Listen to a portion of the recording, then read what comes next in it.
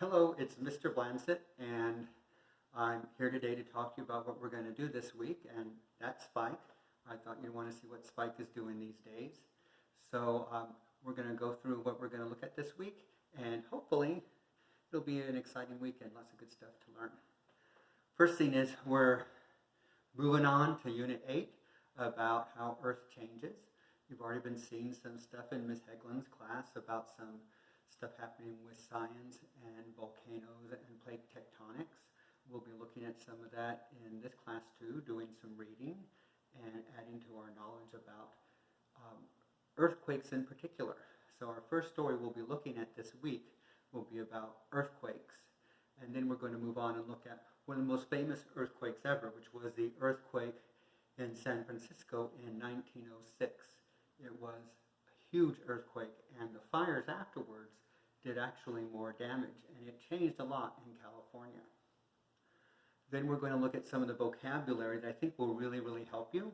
Be sure to look at all the words, and if you don't know what a word means, remember you can double click on the word, and Google will automatically give you the definition of the word, and you can click on the little voice icon up above it, and it'll tell you what the word sounds like.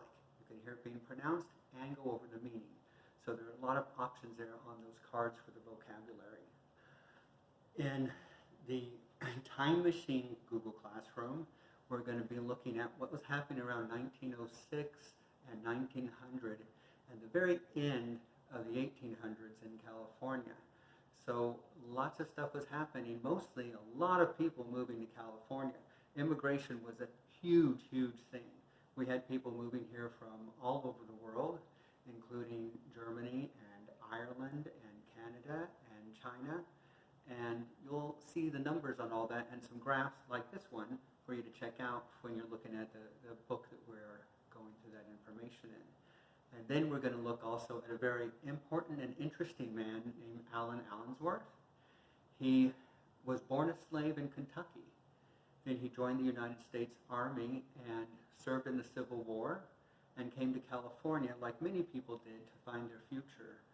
And he really worked hard for making the world a better place for African Americans, and he built an entire town just for African Americans to live in, where they could find their own future without being burdened and carried down by racism and discrimination that was going on.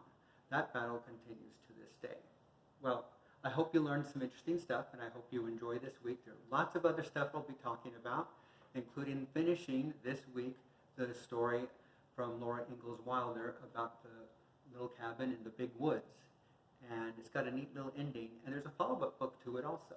So we'll talk about that when we get to that point. Have a good week. I miss you all very much, and I hope you're staying safe. Bye.